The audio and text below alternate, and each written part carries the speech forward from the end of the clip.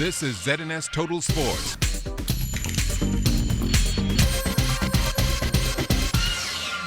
Welcome to sports, everybody. I'm Chris Saunders. Pictures of the country's newest class of Hall of Fame inductees last night brought some of the legends to tears. Some of those honored last night were posthumously honored as well, such as Wenty Ford. This year's class ran the gambit from swimming to volleyball. It's an honor, very, very privileged, and real happy for the opportunity. You feel a little bit like when you have a passion and you love something you do, then the results flow from it. And first of all, as a Christian, I've always had a passion ever since being a Christian to be able to share the gospel with people, you know, ever since I was like 12 years old. And one of the avenues I feel that God opened up for me was to do it through the sport of swimming. And so here it was, an opportunity to work with young people in something I love. The water has always been a Knowles thing, you know, ever since the beginning we've been either in the sea swimming or sailing. And so my love for being around the water and the opportunity to work with young people and share the gospel with them is like a win-win, you know. So I thank God for this opportunity. Honored to be recognized for some of the work that you've done over the years, and particularly to have your portrait put up, so not only my children and my grandchildren can have a look at it, other persons, you know, to say, hey, you have achieved something and we recognize you for it.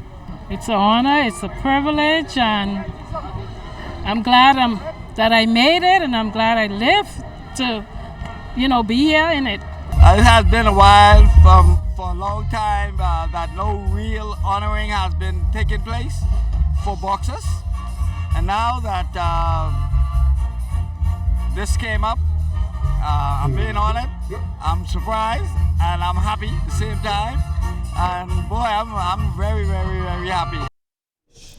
Shawnee Miller with some added teammates after our Olympic team, now up to 32 after the ladies 4x4 team was invited after the Court of Arbitration for Sport upheld the suspension of Russia track and field athletes to this year's game, which, by the way, 14 days away. Christine Amatil, Lenise Clark, Kenesha Cox, Shaniqua Dorsett, also on the team that also makes up Shawnee Miller and Anthony Strawn. Still talking track and field from the under-20 championships going on in Poland. Janae Ambrose has the third fastest time heading into the final set for tomorrow in the 200 semi. She had a 23.44 to win her heat. Again, third fastest time heading into the final. Also in the 100 hurdles in the heats, Shasha Wells had a 14.12, finishing fourth in her heat. Charisma Taylor finished 14.84, seventh in her heat. Neither of them advanced to the championship round. Jonquel Jones and the Connecticut Sun are in Chicago to face the Sky tonight. Tip-off set for 8 o'clock.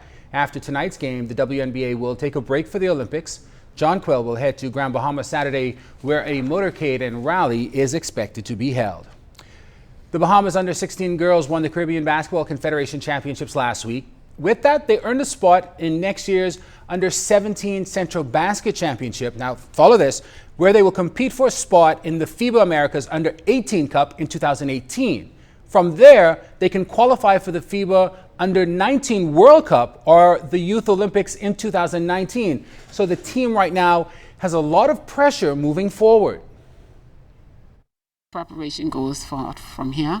One of our main concerns is we want to practice with the girls, but we have to get something where we're going to have to be practicing indoors, and you know, and we have to be pushing indoor, not outdoor facilities. Those times have passed, and being females at that, you know, we need facilities for them, and that's our main goal. We need indoor facilities where we can be consistent at practicing. We want to say more than once a week, but for now we just have to take what we can get. We have to go back to the drawing board now. It's under 70 now, can be done in 18. So our job now is to do a development program, probably once a week on Saturday, just to keep the girls them playing, and you know, because once they come back home now, like I tell them to try keep at it, you know, don't lose focus, stick with it. You're off time, go play some basketball, you know, do necessary things, because it will get tougher next year. You know, we're gonna buck Mexico and Puerto Rico those, so it's not an easy win like CBC is. Still talking basketball, Buddy Hield in town for a few days, and the NBA Pelicans forward star will be on a few stops. One will be the sidelines of a basketball game at the Kendall Isaacs Gym. Buddy will be the coach for a game for Mad Entertainment that will feature some of the top high school ballers in the country. We're going to have the top 20 high school basketball players. They're going to play against each other 10-on-10, Team Elite versus Team Alpha. We have Buddy Hill coaching one team and Jay Philippe coaching the other team. It's going to be intense. They have this huge rivalry. Sure, stay tuned for that tomorrow. That'll do it for sports. I'm Chris Saunders. Your final look at weather is still to come.